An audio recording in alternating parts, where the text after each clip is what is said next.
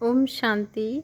21 अक्टूबर 1987 की अव्यक्त वाणी में अव्यक्त बाप दादा ने बताई है दीपराज और दीपरानियों की कहानी। दीपराज और दीपरानियों की कहानी। सबकी ज्योति जगाने वाले, उड़ती कला की बाजी सिखाने वाले अलौकिक जादूगर शिव बाबा बोले, आज सर्व चैतन्य अविनाशी दीपकों के मालिक दीपराज अपनी सभी दीपरानियों से मिलने आए हैं, क्योंकि आप सभी संगम युग की रानियां हो, एक दीपराज से लव लगाने वाली हो। दीपक की विशेषता दीपक के लौ पर होती है। आप सभी दीपरानियां दीपकों के राजा से लगन लगाने वाली श्रेष्ठ आत्माएं हो।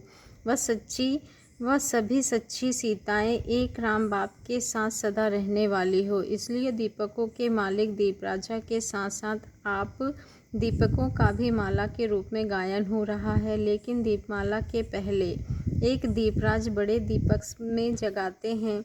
एक दीपक से आप अनेक दीपक जगमगाते हो, तो यह आप सभी का यादगार आज दिन तक भी मनाया जा रहा है। दीपमाला को देख क्या दिल में आता है?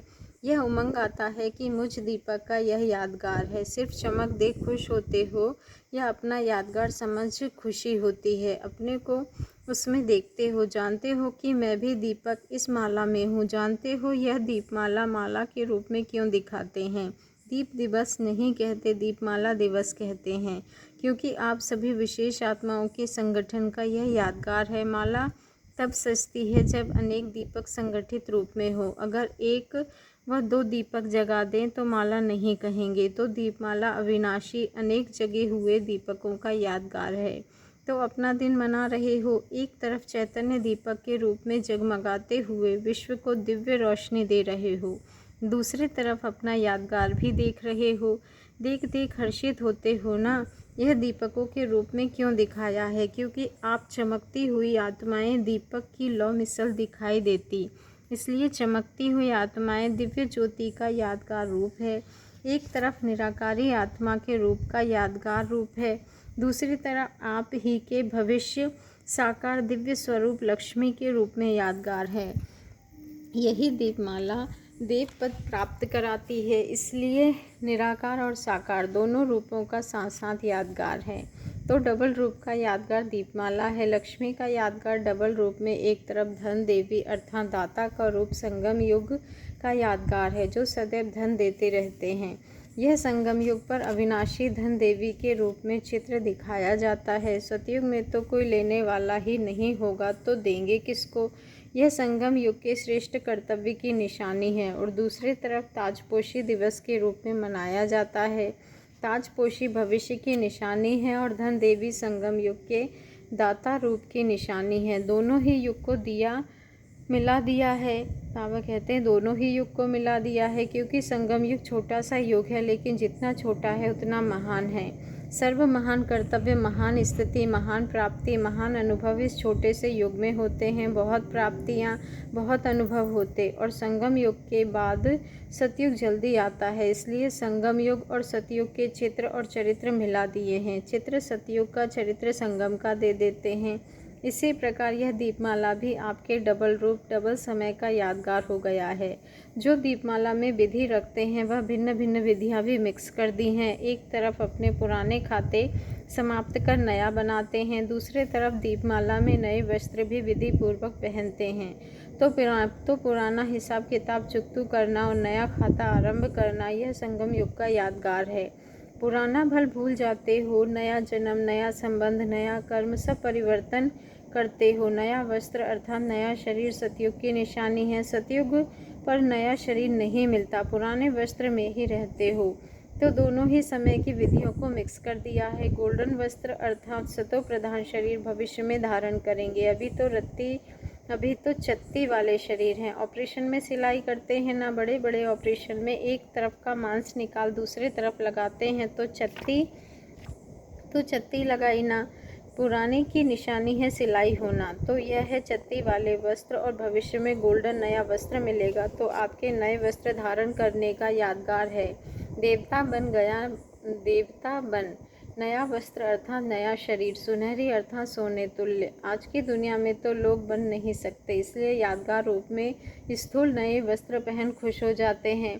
वह एक दिन के लिए खुशी मनाएंगे करके 3 दिन भी मनावे, लेकिन आप तो अविनाशी मनाते हो ना, ऐसा मनाते हो जो यह संगम युग का मनाना अनेक जन्म मनाते ही रहेंगे। सदा ही जगमगाते दीपक जगते ही रहेंगे। पहले बाबा कहते हैं पहले फिर भी विधि पूर्वक दीपक जगाते थे, जिससे सदा दीपक जगता रहे, बुझे नहीं, यह ध्यान रखते थे। घृत डालते थे, विधि पूर्वक आह्वान के अभ्यास में रहते थे। अभी तो दीपक के बजाय बल्ब जगा देते हैं। दीपमाला नहीं मनाते, अब तो मनोरंजन हो गया है। वह आह्वान की विधि अथवा साधना समाप्त हो गई है। स्नेह समाप्त हो, अभी सिर्फ स्वार्थ रह गया है। धन बढ़ जाए, इसी स्वार्थ से करते, भावना से नहीं, कामना से करते। पहले फिर भी भावना थी, अभी तो वह भावना कामना के रूप में बदल गई है। रहस्य समाप्त हो गया और रीति रस्म रह गई है। इसलिए यथार्थ दाता रूपधारी लक्ष्मी किसी के पास आती नहीं। धन भी आता है तो काला धन आता है, देवी धन नहीं आता, आसुरी धन आता है। लेकिन आप सभी यथार्थ विधि से अपने देवी पद का आह्वान करते स्वयं देवता या देवी बन जाते हो।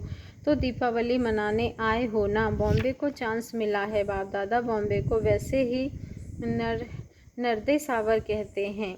दीपावली भी धन देवी का यादगार है ना। मनाना किसको कहा जाता है, क्या करेंगे? सिर्फ मोमबत्ती जलाएंगे, केक काटेंगे, रास करेंगे, गीत गाएंगे। यह तो ब्राह्मण जीवन का अधिकार है, सदा नाचना गाना, सदा ज्योत से ज्योत जगाना। लेकिन संगम युग का मनाना और बाप समान बनना, तब तो माला में समय पाएंगे ना। यह भी संगम युग के सुहेज मनोरंजन है। खूब मनाओ, लेकिन बाप से मिलन मनाते हुए सुहेज मनाओ। सिर्फ मनोरंजन के रूप में नहीं, लेकिन मनमना भव हो मनोरंजन मनाओ। क्योंकि आप अलौकिक हो ना, तो अलौकिक विधि से अलौकिकता का मनोरंजन अविनाशी हो जाता है। आप सबने तो संगम युगी दीपावली की विधि पुराना खाता खत्म करना, हर संकल्प, हर घड़ी, हर कर्म, हर बोल नया और अलौकिक हो, यह विधि अपना ली है ना। जरा भी पुराना खाता रहा हुआ ना हो। कभी कभी जब कमजोरी आ जाती है तो क्या कहते हो, चाहते तो नहीं है, लेकिन पुराने संस्कार हैं, पुराना स्वभाव अथवा आदत है, धीरे धीरे खत्म हो जाएंगे, ऐसे कहते हैं ना। तो पुराना खाता फिर कहाँ से आया? अभी तक संभाल करके रखा है क्या? गठरी बांध कर रखी चीज होगी तो चोर लगेगा। पुराना खाता है ही रावण का खाता, नया खाता है ब्रह्मा बाप का व ब्राह्मणों का खाता। अगर थोड़ा भी पुराना खाता रहा हुआ है तो वह रावण की अपनी चीज है, अपनी चीज को अधिकार ले लेंगे। इसलिए माया रावण चक्र लगाती है। चीज ही नहीं होगी तो रावण आएगा भी नहीं। जैसे किसी का उधार कर्जा होता है तो क्या करते हैं, बार बार चक्र लगाते रहेंगे, छोड़ेंगे नहीं। जितना भी टालने की कोशिश करो, लेकिन कर्जदार अपना कर्ज जरूर चुकाएगा। अगर कोई भी पुराने खाते में पुराने संस्कार अभी समाप्त नहीं किए हैं तो यह रावण का कर्जा है। इस कर्ज को मर्ज कहा जाता है। कहते हैं कर्ज जैसा कोई मर्ज नहीं, तो यह रावण का कर्जा पुराने संकल्प, संस्कार, स्वभाव, पुरानी चाल चलन, यह कर्जा कमज़ोर बना देता है। कमज़ोरी ही मर्ज अर्थात बीमारी बन जाती है। इसलिए इस कर्ज को एक सेकंड में, यह नया, यह पराया है, यह पुराना पराया है, इस एक दृढ़ संकल्प से समाप्त करो। इसको जलाओ। आतिशबाजी जलाते हैं ना, आजकल आतिशबाजी में बम्स बनाते हैं ना, तो आप दृढ़ संकल्प की तीली से आत्मिक बम की आतिशबाजी जलाओ, जिससे यह सब पुराना समाप्त हो जाए। वह लोग गवाएंगे और आप कमाएंगे। वह आतिशबाजी में पैसा गवाते हैं, आप आतिशबाजी पर कमाएंगे। कमाई करने की बाजी आती है ना, वह आतिशबाजी है और आप उड़ती कला की बाजी है, और आपकी उड़ती कला की बाजी है। इसमें आप विजयी हो रहे हो तो डबल फ़ायदा लो, जलाओ भी कमाओ भी। यह विधि अपनाओ, समझा? विधि से सिद्धि मिलती है ना, यह एक विधि है। दूसरी विधि है दीपमाला में कोने कोने में सफाई करते हैं। चारों कोने में सफाई करते हैं, 2 व 3 कोने में नहीं करते, क्योंकि स्वच्छता महानता है। देवपद का आह्वान करने के लिए 4 कोने की स्वच्छता क्या है? वो स्थूल 4 कोनों की सफाई करते। आपकी स्वच्छता कौन सी है? पवित्रता। चारों प्रकार की स्वच्छता हो, पवित्रता हो। उस दिन सुनाया था ना, इसी विधि से देवी पद की प्राप्ति करते हो। अगर एक भी प्रकार की स्वच्छता नहीं है तो श्रेष्ठ देवी पद की प्राप्ति भी नहीं होती, अर्थात जो ऊंचे से ऊंचे बनने की इच्छा रखते हो वह पूर्ण नहीं हो सकती। तो चारों ही प्रकार की स्वच्छता, यह है दूसरी विधि।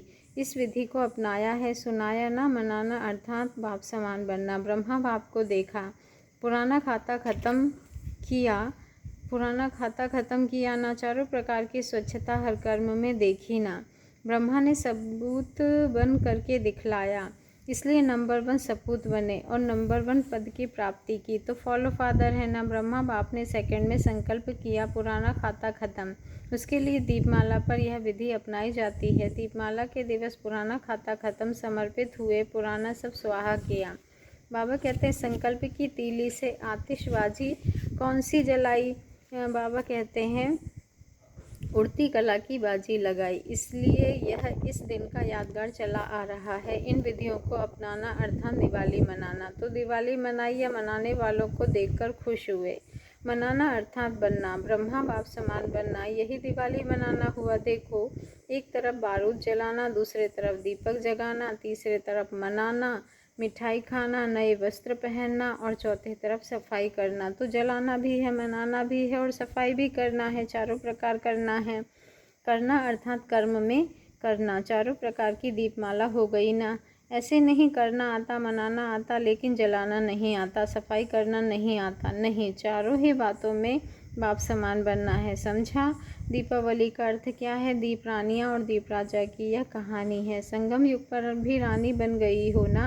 बेहद के राजाओं के राजा की रानियाँ हो। सतयुग में तो होंगी देव रानी, लेकिन अभी परमात्मा रानियाँ हो। बाबा कहते इसलिए पटरानियाँ दिखाई हैं। सिर्फ कृष्ण छोटे बच्चे को रानियाँ दिखा दी है, कृष्ण को बच्चे के रूप में भी दिखाते हैं, फिर रानियाँ भी दिखाते हैं, मिक्स कर दिया है। यह राजाओं का राजा बनाने वाले की सब रानियाँ हैं। रानियाँ भी हो, सीताएँ भी हो, यही जादू है। अभी अभी कहते भाई भाई हो तो ज़रूर अपने को भाई ही कहेंगे, फिर दूसरे तरफ कहते सब सीताएँ हो, राम कोई नहीं, यही जादू है, इसमें ही मज़ा है। अभी अभी बहन भाई बन जाओ, अभी अभी सीता बन जाओ, अभी फरिश्ता बन जाओ। यह रूहानी जादू बहुत रमणीक है। जादू से घबराते तो नहीं होना, स्वयं ही जादूगर बन गए। दीपावली अथवा दीपमाला की अविनाशी मुबारक है। वह तो एक दिन के लिए कहते हैप्पी दिवाली और बाप दादा कहते अविनाशी होली, हैप्पी हेल्दी दीपावली। सब चाहिए ना, है ही सदा जगे हुए दीपक, सदा मुख मीठा रहता। सबसे बड़े ते बड़ी मिठाई मिलती जिससे सदा मुख मीठा रहता, वह कौन सी मिठाई है? बाबा, यही दिल खुश मिठाई है। यह मिठाई तो सदा खाते रहते, सहज मिठाई है, बनाने में मुश्किल नहीं। मिठाई भी खाई, मिलन भी मनाया। देश विदेश के बच्चे आज आकारी फरिश्ते रूप में मधुबन में पहुँचे हुए हैं। सभी का मन यहाँ है और तन सेवा में है। बाप दादा सिर्फ इस सभा को नहीं देख रहे हैं, लेकिन चारों ओर के फरिश्ते रूपधारी बच्चों से भी मिलन मना रहे हैं। सभी उत्साह उमंग में खूब मना रहे हैं। सभी के मन में एक ही याद समाई हुई है, सभी के मुख से यही अविनाशी मिठाई, सभी के मुख में यही अविनाशी मिठाई है। दीपकों की माला कितनी बड़ी है, चारों ओर के जगमगाते हुए दीपक माला के रूप में बाप के सामने हैं और हर एक दीपक को देख बाप दादा हर्षा रहे हैं और मुबारक भी दे रहे हैं। समझा? चारों ओर के दीप रानियों को, चारों ओर के जगमगाते हुए विश्व में अविनाशी प्रकाश देने वाले विशेष आत्माओं को, चारों ओर के बाप दादा समान बनने वाले अर्थात सभी दीपमाला मनाने वाले महान आत्माओं को बाप दादा का याद प्यार और बहुत बहुत मुबारक हो। और हम रूहानी बच्चों का रूहानी बाप दादा को दिल से बहुत बहुत मुबारक। शुक्रिया बाबा, शुक्रिया। मधुबन निवासी भाई बहनों से अव्यक्त बाप दादा की मुलाकात।